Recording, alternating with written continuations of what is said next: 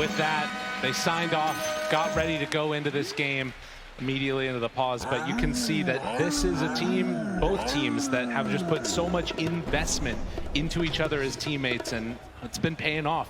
Both these teams from the lower bracket, from the last chance qualifier, and now here in the last day of TI. And again, for both of them, wanting to get some of their highest placements ever. Let's see if they can do it. Coming in here, of course, we have a couple different game plans going on right now. A couple heroes that are new to our series right now. Of course, that Invoker that everyone loves so much, being cheered for, that Lina early on in the phase. But a common trend throughout this tournament has been this big ranged damage core and trying to get to that back line, trying to find these big ranged damage dealers. For Liquid, they're going to have the Lina in that capacity. But for Team Secret, they've got sort of a dual action happening here. Of course, they're going to have Nisha on this Invoker, and of course, Chrysalis on the Drow Ranger. So a lot of heroes and a lot of backline plays that Liquid need to look to do.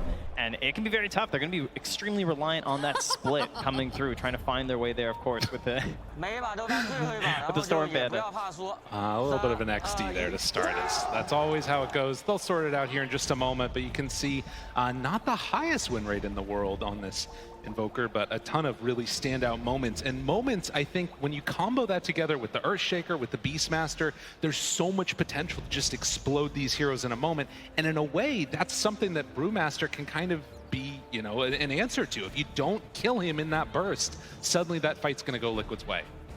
Yeah, it can just be those tiny little moments. Just really felt like the story of every game that Liquid has been in, right? It's these little infest plays. It's that one tiny little jump that you managed to get. How many of their games have just gone the distance? And they managed to find their way to a victory, whereas Secret, of course, not really being as tested as much, not needing to find those big comeback wins because they tend to just take the lanes and choke out the game from there, much like they did in game number 1. So will Secret find that success once again? Will they take that early lead, push it, control the whole map, and just force out these initiations from Team Liquid? Or will Liquid bathe in that chaos that they've created time and time again here on the main stage and find themselves a way to the grand final? We'll have to wait and see, as the game is already underway and heading also across the map.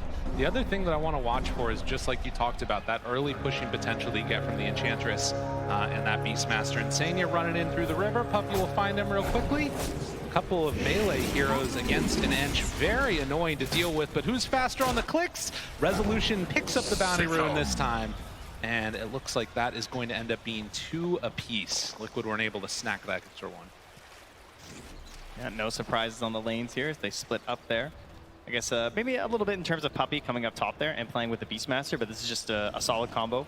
And, you know, Zayas can play a little bit more defensive on the Earthshaker, so pull back the wave, set things up for the Drow. And seeing the fact that it is the Brewmaster at the end with the Tusk, that probably gave them a little bit of comfort in this setup as well, knowing that there's not a whole lot they can do to Chrysalis, right? Like, but what's going to stop him from farming? And typically, Earthshaker is someone who can struggle in that position 5 role unless he's a strong laner like this in the Drow Ranger. There's not many heroes that can actually provide so much comfort to an Earthshaker like a Drow can. No, absolutely. And that coverage is exactly what she's going to need to just keep hitting away at there on her own. So the lanes, as they head out across the map, Mickey playing on this Lina will try and take it to the Invoker as much as possible, but you can see that one of the issues here is they actually did swap it up. A little Shards connection onto Chrysalis, the Fissure, so a lot of blockage coming out. These melee heroes doing a good chunk of damage onto that Drow if they can manage to get on top of her. Yeah, it's important that they try and fight back right now these earlier parts when they're attempting to punish the level 1 when there's only the Shards there on the Tusk, and there's like no real threat of just jumping on his eyes whenever they want. It's coming on in, gets the D ward there. See if Boxy can play his way, get the other one too. It's gonna be really hard to get this camp. Like, yeah, I mean, absolutely. He has the sentry, but can't place it down. So Fissure, Erupt, throws it back on the swap. Zai's gonna now run over as well. Almost forced the body block, bringing him down. The damage, it's out! Chrysalis gets him with that level 2 hit. That was just in time. It was like all a dance for the safe lane small camp, right? Like, yeah, they're trying like changing their positioning, going back and forth like that. Oh, 23 HP, and gonna have to bring a salve out to himself. My goodness. Yeah, this lane is tough. This is a really hard one. Radiant's middle Getting an tower is early under win in a attack. lane with an Earthshaker support is going to be a great feeling, because now you've got this Enchantress matching up versus the Undying. You're removing pretty much the whole purpose of this pick. Like, it feels like he really was just picked for the lane. They don't necessarily have like the free Tombstone killers, but they have a lot of great tools versus Tombstones. Obviously, like they end the draft with a Drow, so plenty of ranged heroes. There's the attack speed aura. Shouldn't be a major concern for them. Really, as long as they have the vision, that Tombstone's going down. True. You can see the pull there of the creep wave around. Matsu pulled it back in as Rezo is being zoned away by Insania up here on the top side. Currently going for none of those boars yet. Just wanting to play more around the axes and the punches. As Boxy gets this wave, pulls it back behind. Don't want to have to deal with the Drow anymore. And this is always going to be the answer, right? If you do end up giving up first blood to the Drow, you can do these lane pulls and make the laning stage just that little bit easier for yourself. Although Zaya, Feel good though. that's a nice little job there interrupting it. But like giving a free lane to a Drow too, just because you can't contest, is a pretty awful feeling. Oh, that's a nice play from Boxy though. Yeah. Unfortunately, they couldn't get all the melee creeps on him, so he didn't take too much damage from that.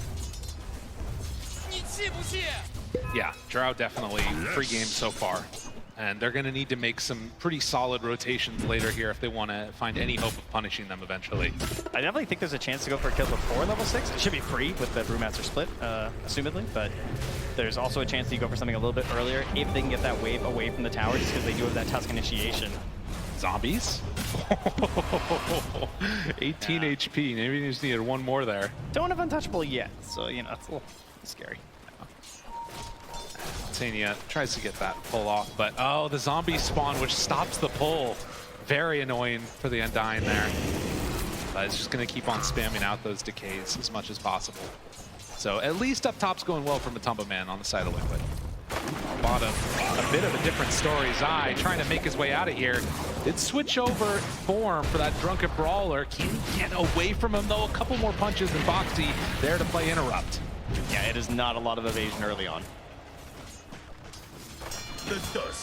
Storm Brawler gets him up to just the 5% there, 15% rather. Huge evasion. Yeah, it's not great. So again, this lane gonna be a tough one, but you can see the Beastmaster also struggling. 5 minutes in, they bring on in the big creep. And Puppey, in combination there, is actually going to get some pretty good damage onto Insania. That forces him away. Radiant's courier Matsu has been finds a courier killed. just sitting there. Puppey had Radiant's left it courier hanging has out been there, so killed. great grab there. Besides, also losing the courier at the same time. These waves around, Matumba Man trying to chase and Radiant's stop the top tower creeps is from under being attack. stolen away from his lane there. And again, because Undying had to back away, they actually don't even manage to come and contest. Nobody wants to lane, is what I'm seeing. Chrysalis is chasing Boxy through the jungle. You know, they got the pull into the small camp here now. Chrysalis can farm that up. All just playing a little bit passive at the moment. Is a little rotation in the mid lane here, though. That is a level 6 Invoker. Got a couple tools handy here. Will they be able to find him, bring him down? A couple punches, Nisha caught. Drops it, the Sunstrike. Mickey takes some damage, but it won't be enough. And that is before level 6. Yeah. So No one was coming to help him. I thought maybe there might be like a Fisher or something in there, but Zayas did not have the option available. no. Or at least he didn't think there could be a save for it, which is probably true when it comes to the Fisher plays, right? Fisher to try and save from an Ice Shard, it's kind of unlikely. Yeah, can't get into position there to steal away the bounty rune either. So these Boxy rotations bearing a little bit of fruit. And Zai moves over, okay. Can chase him down here. Zayat's in some trouble, throws the Enchant Totem out, a couple more punches. Boxy Lane as gets well. on the board as Resolution, chase underneath the tower. Matumba Man on top of him with Insania. They bring down Rezo to boot. Surprising, a couple kills across the map there. I feel like Insane is struggling a bit in this lane. Sunstrike's not there, but the punches coming from Puppey, and the Wolf managed to clean up. So 6.5 minutes, and already the lane's starting to break down a little bit more as the battles ensue. Yeah, the constant has been Matsu, though, just constantly on the wave, never really being forced off here. 41 and 11 as he leads the board in terms of the CS, and well ahead in net worth now as well. And seeing if Nisha can get up to that Hand of Midas as quickly as possible. He is going for this Exort build, so he's going to rely upon these Sunstrike kills.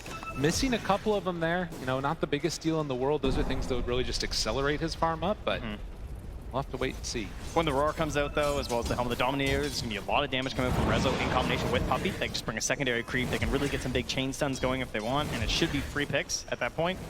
And then on the other side, for Team Liquid, you're looking for the level 6 on Zai, right? That first split, Chrysalis, I'm sure, is going to be well aware that that is a big opportunity for them to go for a kill.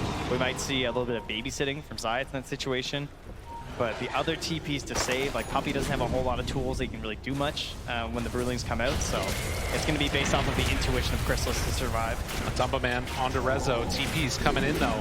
Needs to be careful. Infest and the runaway. They're going to lose Boxy there as Chrysalis heads on out of lane, but they do get away on Matumba Man.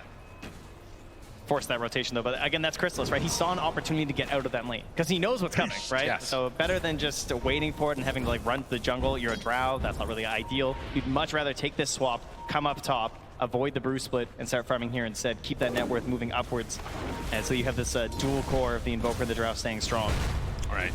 Kind of weird for Rezo though, because he's playing a Beastmaster. So now like, he's still farming towards his helm. Now there's like a drow in his lane, you know? Yeah, that part does feel a little bit different. And the other thing about this is we're seeing the Lina just head on back and farm up the jungle too. I was wondering if after getting that ulti online, if she was going to start rotating around, getting some kills, but Mickey opting to just go into the jungle and farm and gets that perfect neutral item for the Lina. Very trinket. It is cool that Rezo has the 3 points in the Axis though, so he's just like farming up stacks right now while Chrysalis takes his lane. He's not going to fall behind too much. Now they could even go for a smoke play with the Roar if they want to as well. Again, with Puppey's creeps. Can chain quite a few, I can pretty much kill anyone actually. Maybe not Matsu with the help of a Sunstrike. He's still gonna be pretty tanky and hard to grab. But anyone else is gonna be a pretty free grab. Right. And of course those infest plays are something you're gonna have to watch for later on. So many units that can get turned into an escape route for that life stealer. I almost feel like Zai's like kind of annoyed down here. He's just like, I want to kill someone. Can I please? Like someone show, you know? All his other heroes he's been playing, he's able to like push this tower, he's given this space. It feels like he can immediately start pressuring somewhere else on the map, but instead he only really has the creeps to deal with at the moment. Right. And is going to be able to farm pretty well on that brew. Something that you like to see. If you can get into a couple of those later islands, we've seen some of them go for the Wraith packs. Obviously the Aghanim Scepter, not as good as it used to be, but still very strong. Oh, debatable. That'd be better. Sanya, well, he's dead. Can they find anything after, though? Resolution in some trouble as Boxy moves in, so they use the Roar to kill off the Undying, but they get punished pretty heavily on the other side of that. Yeah, hoping to catch a couple of their core heroes there, obviously. That's why Zai's coming up here to try and get the split off, but not going to find it. And I'll tell you who had it. What? I mean, he would have taken the Invis rune. You know? All right. Yeah. Lets him know how he feels about That's it. right. I like how he tips him, too. That's yeah, awesome. That's right. You think I wouldn't? Dude, you see something new every time at this TI. Oh, and behind the rest split. They do not have a Laguna Blade. I don't know how it happened, but it's not there. It turns out they don't need it. Nisha goes down. Oh my goodness. Dude, that was sick. Yeah. This is all just cover though, because Zayat's got a free lane bottom for a couple waves. All right, that's the secret to the Earthshaker players. You got to feed some of your teammates a little bit, right? Got to get that early blink dagger. Very important that you find the time for this hero. Okay, what is Insania doing? How did he just kill a courier down there? He's hanging out, man. Who is this man? And moving in from behind. Zayat's there. They don't have Bruce Split anymore, but the Echo! Oh, but the snowball save. Can they get him out after? Mickey's got to run, but Puppey's there for the slow. LSA connects onto 2. Sunstrike out. It is going to be enough with the hits from Chrysalis. Oh, Insania. He did not know whether he should come in here. He thought about backing up, and he's like, I'll throw a tombstone. Maybe I'll do something. But I think in the end, he knew that was going to be a tombstone feed. So unfortunately, he kind of just adds on to the bounty. And you can see that after, again, a bit of a slow start to this one, it turns into a bloodbath and some good Cinder Brew damage there out onto Nisha, but they want to try and get some damage onto this tower. The split is down, you know, it's like chum in the water. They know that Zai doesn't have a whole lot he can do in this situation. They smell blood and they go right for that tower. TPs could come in soon. They have to be careful about this one. Rally the dead. But no, that is the power of this bench. You get that troll creep, you run on in, you take the tower. Oh, how about that though? An instant smoke as well from Zayat and Puppey. They're gonna start moving up towards their Beastmaster because Rezo, of course, has the Roar up and ready, has the Helm creep. So if anyone tries to contest this tower, again, no split. They're not too worried about it. And this, the replay on the Laguna. Wow, a man. has fallen. Dude, the eyebrow raise is too good. Oh, I love that. Okay. Was not expecting That's that the most one. emotion I've ever seen from Nisha, you know? You're not wrong. Oh, silent killer usually. Well, the salvo damage that we had towards mid, it looks like Liquid want to make the move again. After losing their mid-tier 1 tower, they will head on in and claim one of their own. Radiant's middle With tower has Vlad's fallen. already done on that brew, a couple of smokes purchased. Watch for those blink timings. Good. I like that play from Liquid too. Sort of like posturing mid with a lot of units, a lot of heroes coming in there, and just knowing they hit the split coming up in just a second, as it's now available now. So Secret not feeling like they can really contest that, as they're just going to keep Chrysalis farming up the jungle. And now, you know, Zayat, he's just going to try and like find that farm somewhere. Be it Shard, be it Blink. It looks like he's probably not as confident getting the Blink this game. Feels like he just wants that early Shard instead. Right. But it's like so strong for stalling out these fights, of course, to try and provide all that space that you can for an Invoker and a Drow. But if you're not getting the Blink first, like, it doesn't even feel like that worth it, you know, as a hero. I feel like that's where you really get the value out of the 4 Shaker. I know, it can be an issue. Something to be a bit concerned about is Chrysalis is farming up those Ancients, and you can't get that initiation off. You start to feel much less valuable in these fights. But of course, like you talked about, that extra damage that you get from those Sunstrike Laters could help to mitigate that a little bit. As we have this stall out period, and you got to imagine that Nisha's going to be happy about this. Building towards, you know, his next item is actually going for a 4-staff after that Hannah Midas. So more tools to get that separation away from particularly the Lifestealer. Yeah, it's like the counter to Team Liquid, right? They just keep picking Tusk and Lifestealer. Right? So just every game, it feels like just more and more 4-staffs. I'm sure Puppy's feeling the same way. Indeed, he is. Stack those up. It's great to have it on the Drow, too. So likely to be another game where it's going to be something they're going to have to contend with on Liquid.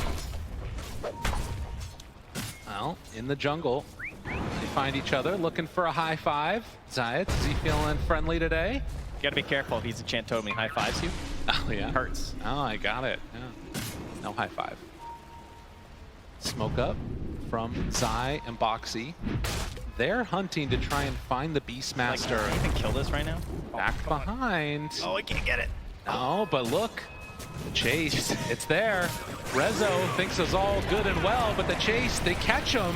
Stone, couple more punches. The creep buying some extra time. Well, Chiatone doesn't do anything with that Echo to get away from him. Tombstone down. Chrysalis is there, though, and that's going to be enough to kill off Boxy. and Sania has to run, but Mickey, he's got a DD. Moves in, finds Science, gets that kill. Now Puppy trying to get out of there. They have to lift up on Anisha. Drops the meatball, but it's not enough. Nisha in trouble. Couple more hits. He dies. Zai on a killing spree as they look for Puppy, but Chrysalis wants to move forward. Insania trying to take up a bunch of those hits as he can, and Mickey gets the double kill. That's 4 already dead. Zai on top of Chrysalis, hits the stun. Mickey there. Mickey wants the kill. They're diving behind the towers. Resolution, he's back in. Have they gone too far? Liquid in, very deep. Another TP in. Zayas is back alive. Mickey hopes to escape, but there will possibly be an escape. No. Zayat cleans up. Oh, he bought us BKB though. And he was able to buy out. And to think that all starts from just 2 heroes smoked in. They're getting so much into these early brew splits, which is really the key to them getting this victory.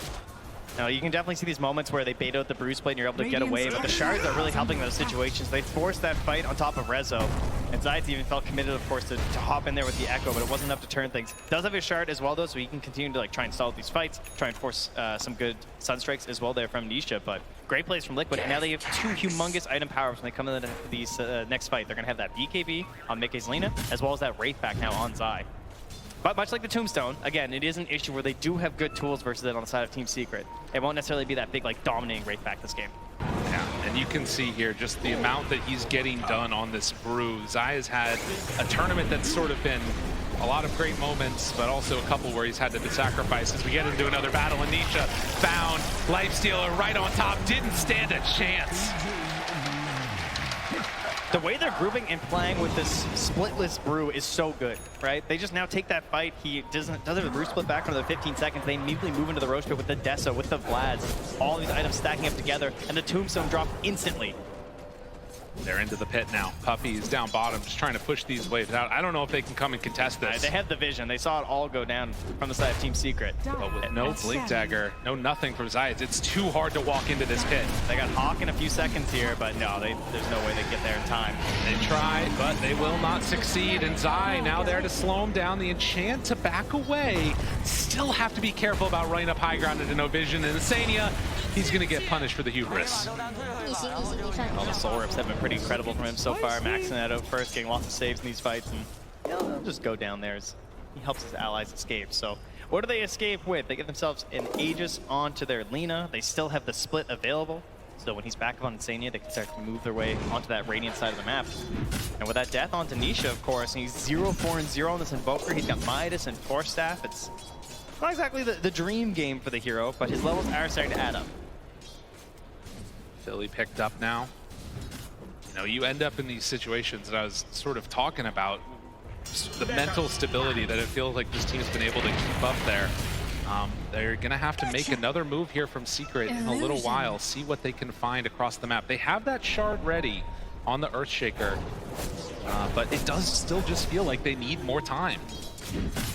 A common trend of Secret throughout the last chance qualifier and TI has always been like Zayats and Rezo dominating their lane and pushing forward from there. Very combat heavy. It felt like it's Dawnbreakers, right? Like Marcy, just like fighting everyone all the time. Oh, Echo, it's not enough. That's not quite. Oh my goodness. And stick charges. Yeah, they don't have that though. They're not like a snowballing off-lane duo in this game. In game one, it worked really well because they had this like double vision tactic where they were going with the Beastmaster and the Nyx assassin. They find him, Nisha in the woods. Zai pops the ultimate. He wants this one. He wants it real bad. Lift up there, the rest of the team coming in.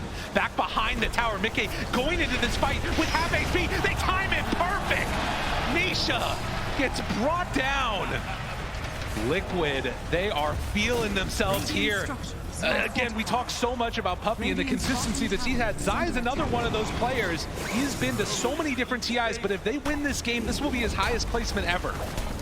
Well, they still have to grab it despite Zayats running away with the creep wave. I was kind of wondering, like, where's the Fisher save? Where's this guy? He's just running. He's got wave after wave. And Boxy not even going to bother trying to chase him or cut him off. They're just moving elsewhere on the map. They want a bigger prize for themselves. 19.5 minutes and a 4,000 gold lead. These little mid-game leads can be so dicey, though. We've seen some that have fallen apart very quickly, and is this going to be one of them? Got to be careful. Lifestealer inside the open wounds, and Matumba Man going to run away. Resolution just not quite close enough to connect with any roar or anything else. Bit of a bold one there, as there was quite a bit of vision in the area from Team Secret. And Zayats, of course, the long run with the creeps will come to an end here, eventually being caught inside that dire jungle. So, game one, similar situation, Beastmaster, right? They're able to take so much of the map over from the side of Team Secret because of the way he pushed through that top lane, established good vision up top, and they just played around that area. This game, Chrysalis take the top lane instead. Rezo's not able to really like establish that big point, and Liquid just catching all these great fights with the Brewmaster has been so important for them. And Secret, they're really lacking that vision. They don't really know, until Liquid crossed the river, they're not really sure what they're up to. And they're not able to go for these, cheeky little plays, the Sunstrikes, to try and get Liquid off balance. Instead, it's Liquid who are just pushing through and always staying very grouped together. Matumba Man showing, and Zai also showed for just a moment. This smoke, it's going to be broken immediately. Zayats, he's in an awkward spot now. Insania is there to break it. Tries to find one, Rage immediate, turn for the kill. So they will get the Undying. Yeah, Liquid don't want this fight. Secret are throwing all the resources at it once again. Game 2, Chrysalis was really trying to get involved in as many fights as possible to try and get his team to a solid position. He's doing that once again. These TPs up here, trying to find these engagements when he can, then moving back to farm when it looks like the fight's not going to happen.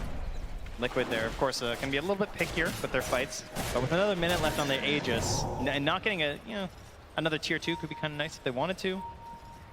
For now, they just seem comfortable going to that next round of items, the EKB, potentially on Matu. That blink done on Boxy. They're getting into the Agnum Scepter next for Zai. I hope so. I hope it goes out over the blink. Blink's obviously really cool, but Radiant's middle tower. Oh yeah. Nice LSA connection, Force Staff, keeping his buddy alive. This is why Nisha invests in this. And with that lack of connection on the kill, Zayats actually spots out these wards that were just placed. So Crystal's gonna come on in and take those away. D ward going on, so all vision gone. So the main benefit of the Aghanims, at least to me, would be Zai having the Wind Panda all the time, right? Like the Wind Bruling constantly able to go for the Dispel to kill out these summons, because it's always been like a counterpoint that the Brewmaster has, but it's only during the ulti. Whereas now, when you have this Aghanims, you can actually do it constantly. Walks up the hill. Aegis about to expire. This fight could get a little bit dicey here if they're not careful. Silence out, in trouble, he's gone. Meanwhile, Boxy jumps in, Matumba Man right on top now. Chrysalis, who gets force-sapped off of the cliff. In that separation, LSA spots the ward. They need to take that down, so no more vision. But the stun, the control, it's on to both of them. Nick gets the BKB off. Matumba Man turns. No infest to get him out, but they find Nisha. Couple more hits. They bring him low, but can they bring him down? No! Nisha, he survives. Insania gone. Secret strike back in the biggest way. Liquid just going a little bit too far there. The Dreams start to a fight as they take down Zai right away. No chance for getting out the ultimate. Despite getting down the Wraith Pack, it didn't reduce enough of that damage. He still falls, and when he doesn't snap buyback, because there's no Aegis, right? Like, there's no big prize to claim here, so they know he doesn't want to buy back into this fight. Even though he could get back there relatively quickly, Liquid keep going. They feel like they have some ability to still take this fight after this death. They were wrong. You know, they don't end up getting like the next big grab. Perfect force staffs, great positioning. Chrysalis to the high ground, back down again. Matu's raised up. He's running around. He can't find anybody. All of those utility spells caught in. Oh, yeah, what's up? He says. Zai wasn't able to make it happen, but still looking solid in this one for Team Secret. After that huge win, you can see now 16-14 on a knife's edge. We talked about how close this game could be, and things start to get a little bit wild when it's an elimination match this close to the Aegis. So AC next on the docket. Zayas was still alive when he was like doing the call-out gestures. It's been his thing so far this tournament. He's the only one I've seen popping up out of his chair. I love to see it.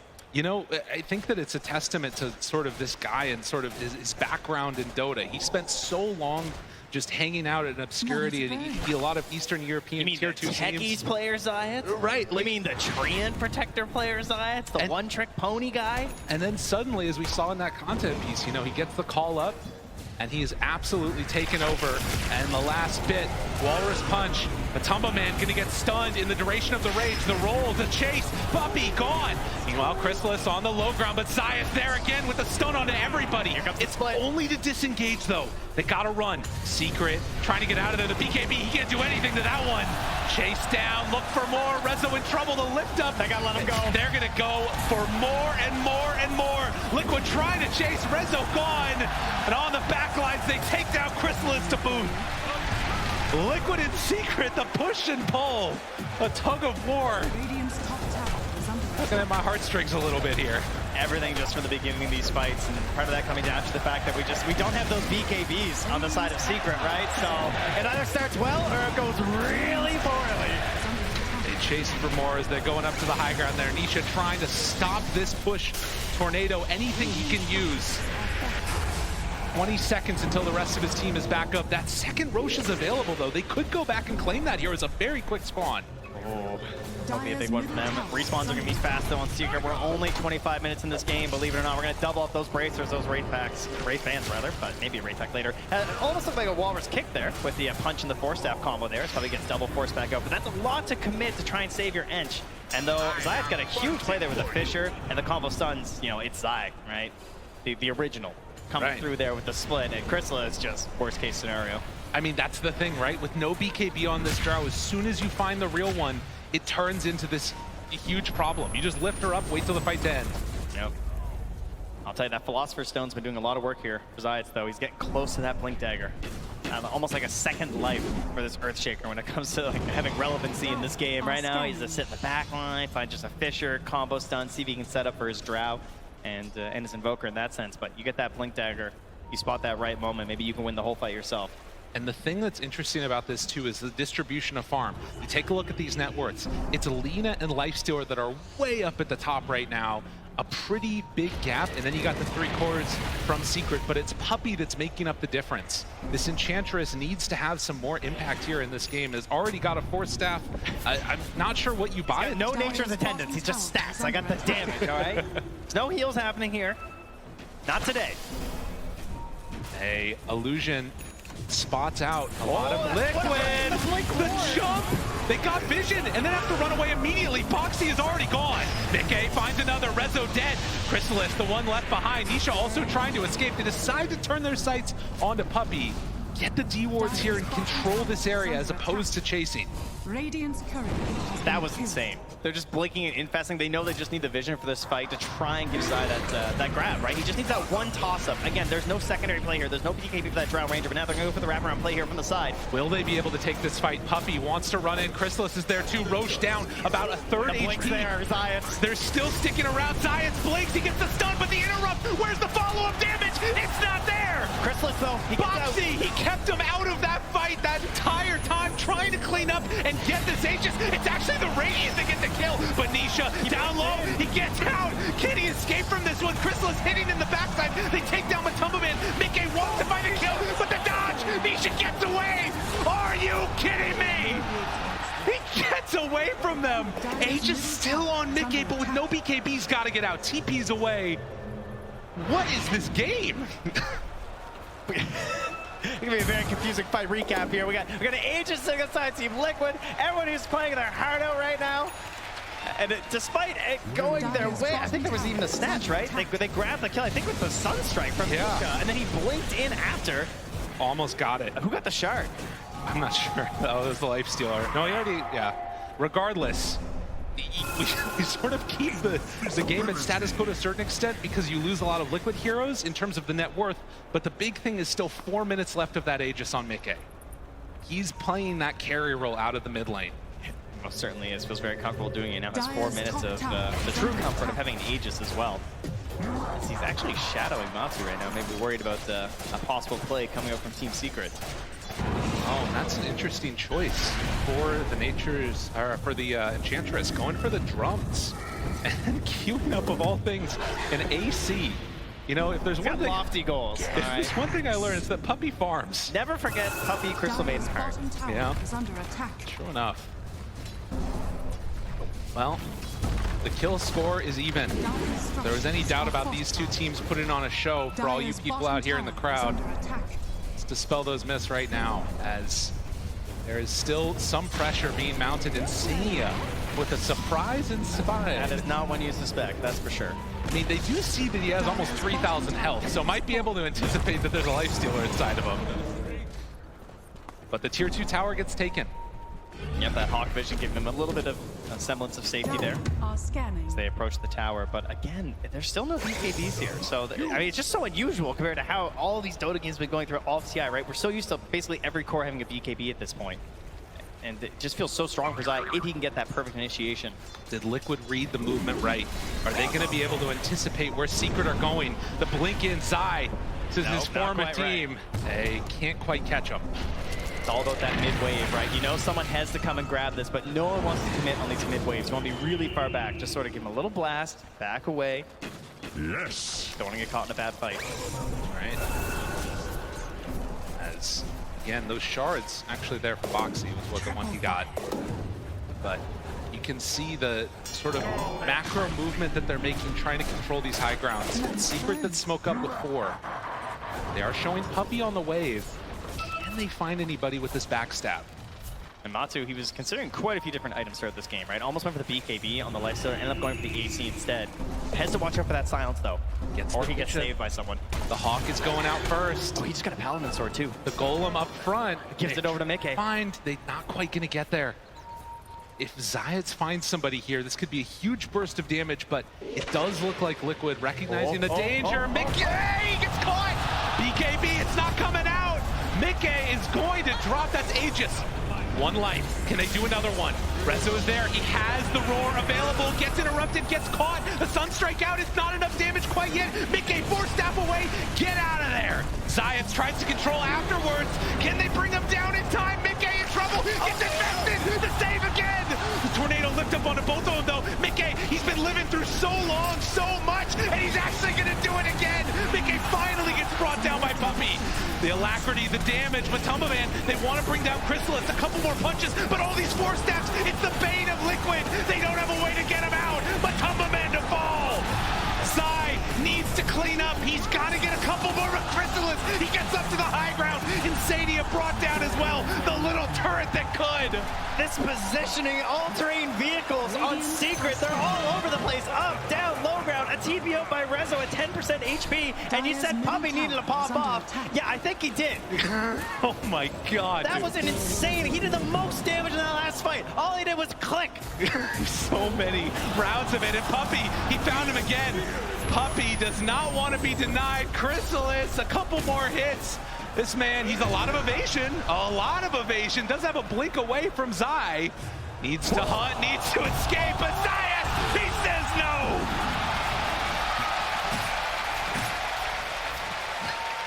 Puppy is taking his fate into his own hands here. He's like, I'm breaking this curse. I'm going all the way. And oh yeah, okay. That is exactly what they needed right there.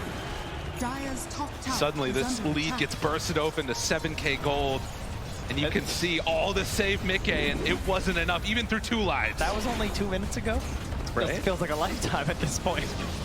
Obviously, a pivotal turning point for this whole game. Just such a simple thing, too, right? Like catching this Aegis, but it just means that now you're going to get this fight on an even footing for Team Secret, right? Finally finding that moment that they needed. They don't have to play around with this Aegis for the next 4 minutes, chasing them around the map like this. And just so many clutch and tiny moments. And again, it's all about the positioning, right? These 4 staffs, so valuable from Secret. And Rezo at the top of your screen, you can see right now, he actually just barely escaped from Zai being chased down. Oh my goodness. That was so close. And then Puppy, like, you know, you heard Tiger talk about during the draft, right? He's just, you know, Ench really doesn't care about Undying. Because as you can see, he's got a whole posse just following around this entire fight. And they don't really do anything. That's right. And as you said, he did the most damage in that fight, Puppy, on the Enchantress. Now, looking at the next couple of minutes here for Liquid after losing that Aegis, I mean, there's still 2 minutes till it's capable of respawning. It's not like they're incapable of fighting, but the fights cannot stop or start with Mickey getting caught. A Puppy AC done. Yeah. All right. Yeah, that was a lofty goal, I believe we once said. Oh my God. He is so far out. Usually you buy AC on your lifesteal, you don't really expect to be countered by the enemy Ench at 34 minutes with the counter AC, but there you are. And a DD, he wants to take it. No, there's no way. There's no way. All right, crowd, settle down. Yeah, all right, relax. All right.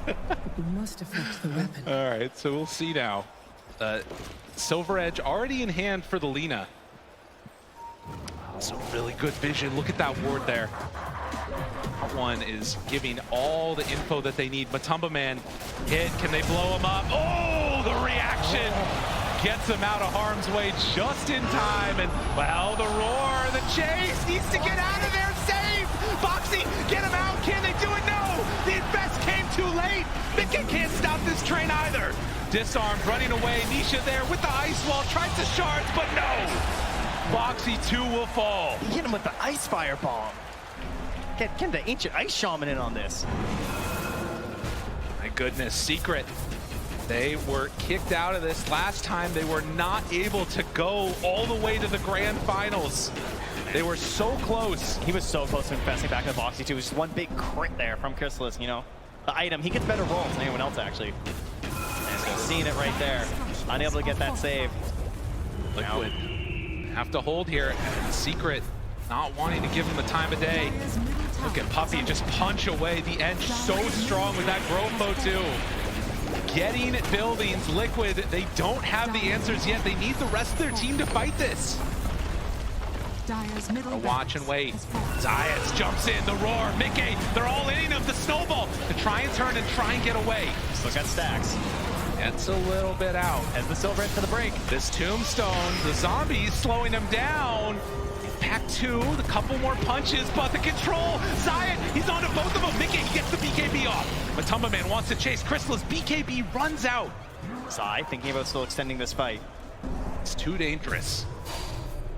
So Liquid are gonna have to lick their wounds. Secret content with taking that lane. Yeah, Liquid, a small Pyrrhic victory there, managing to find themselves one BKB charge, taking off the Drow at the very least. But of course, they're going to be hanging out there looking for that Roche, and with a Beastmaster and an Enchantress on your team, you're definitely going to know when it spawns, especially if you just happen to be standing in there. So, probably going to be in the know, and we got ourselves an Aghanims too here. Hello! Hello! Hello! Hello, Zion! Hello!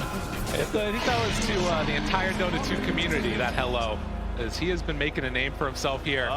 And with that, the third Aegis, the Aghanim Scepter on Invoker, suddenly they are well in hand. Secret looking so good. Trying to close this out, 21K gold lead.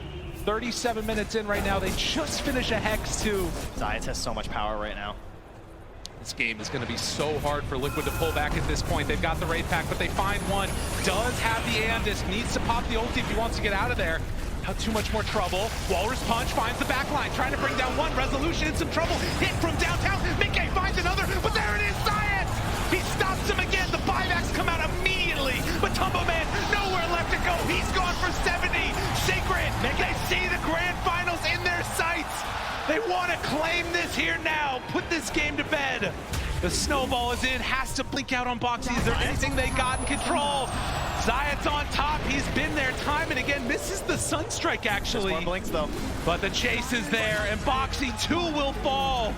None of these heroes up. Secret wanting to close this game out now. Objective gamers in the top lane, Chrysalis and Puppey. Taking down the buildings, looking towards tier 4s even. They setting it up. Chrysalis, the alacrity is there. Tier 4 towers starting to drop. Does the dream run end now? Mickey 4-step away, keeping themselves alive. That's Secret. a big jump. They're low on resources on Secret right now. It's deadly. Oh, but look at that damage. This moment when you sense the victory, the Ancients exposed. Do they have enough left in the tank? Liquid, they want to survive, blows up Science, but do they have any more? The Ancient is falling, and with that, Secret are going to eliminate Liquid. They're going to the grand finals.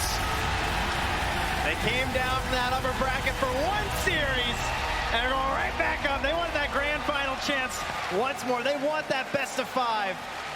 And a team, 2 teams from that last chance qualifier. Truly unbelievable to find them here on the stage, but only one can remain here.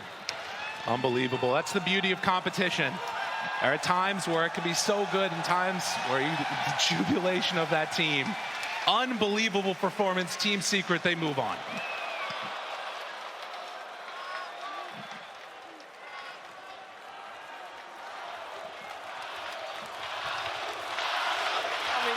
From both teams. Congratulations to Team Secret here winning and securing their space in the grand finals. Hugs all around for different reasons, of course, because with every victory there has to be a losing team as well. But I know that there's a lot of love on that stage at the moment. I also, slightly biased, want to give a shout out to the first ever Dutch Dota 2 player taking a place in the grand finals. Chrysalis, of course, first-timer here at TI and taking his space next to other 2 first-timers, Skeeter and Nine, so that is some well-deserved praise there. This game was crazy, though. It was absolutely mental. I think that fight that we saw in the top lane, Effie, that's the one that's going to be etched in our memories for a long time. So many fights that were just so good.